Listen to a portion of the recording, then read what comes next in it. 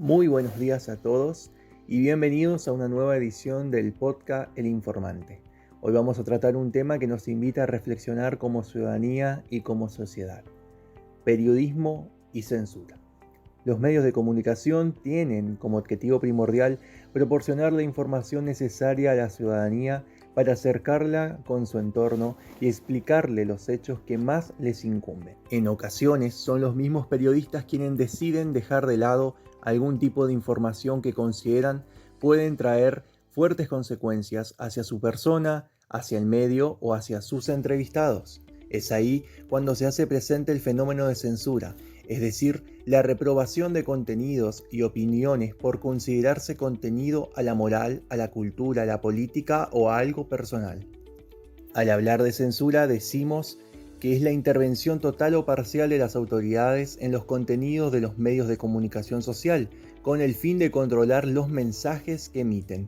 La censura se clasifica de dos maneras: una negativa, donde hay una intervención del Estado sin ninguna razón de ser, y otra positiva, donde las autoridades intervienen en la constante revisión de información para salvaguardar la seguridad y evitar que se abuse de la libertad de expresión. En pocas palabras, la censura tiene que ver precisamente con el límite entre lo mostrable y decible y lo no mostrable y lo no decible. Por otra parte, en el texto de Pierre Bourdieu, él da una serie de operaciones de censura. En el primer nivel está el presentador, es quien impone la problemática, el que distribuye los tiempos de intervención, fija el tono de las intervenciones, ya sea respetuoso o despectivo, atento o impaciente. Además, también es quien manipula la urgencia, utiliza el tiempo, el reloj para cortar la palabra, para premiar o para interrumpir.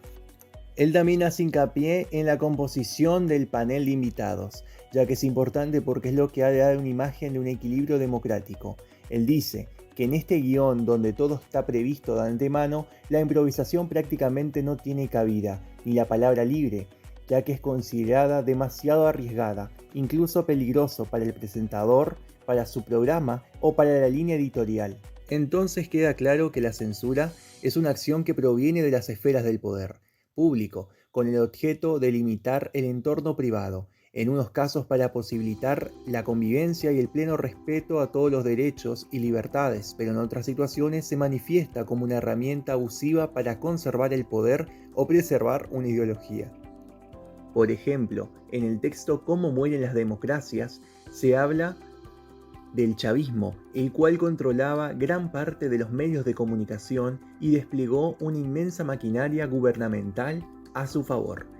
Se decía que la prensa estaba sobornada al servicio del poder, o bien también estaba sometida bajo presión y terminaba practicando la autocensura. Ahora vamos a compartir un testimonio. Estuvimos dialogando con Natalia Cebes, ella es licenciada en Comunicación Social y nos comentará un poco su vivencia y su opinión acerca de la censura en el periodismo.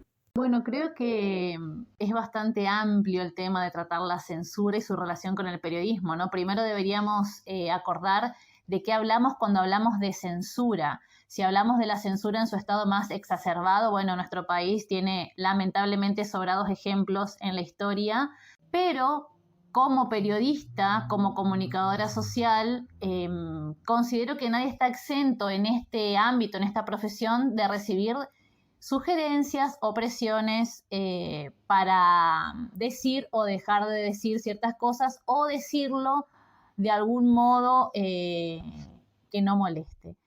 Tenemos nosotros la libertad, dentro de lo que cabe, de elegir en qué medios trabajar. Bueno, yo he trabajado en La Plata en medios gráficos y en Posadas, sobre todo en medios radiales. Creo que con el advenimiento de las redes sociales, el tema de la censura per se, la censura que todos conocemos, esto de callar directamente determinadas voces u opiniones, es un poco más complicado de ejercer por la inmediatez de la información, ¿sí? Las redes sociales permiten esto de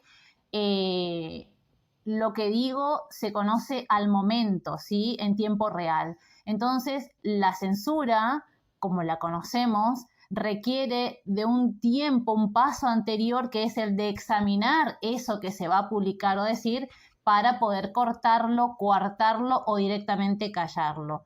las redes sociales evitan este paso de la revisión, se revisa o se ve a posteriori de que ya se conoce, ya se dio al público, ya se va a conocer. Entonces, me parece que la similitud con la censura hoy es esta teoría de la cancelación, ¿sí? El tema de la cancelación, de juzgar, de escrachar, como se dice, o linchar virtualmente a personajes, instituciones o demás que dicen algo fuera de lugar o que dicen algo que yo, desde mi lugar X, juzgo como incorrecto.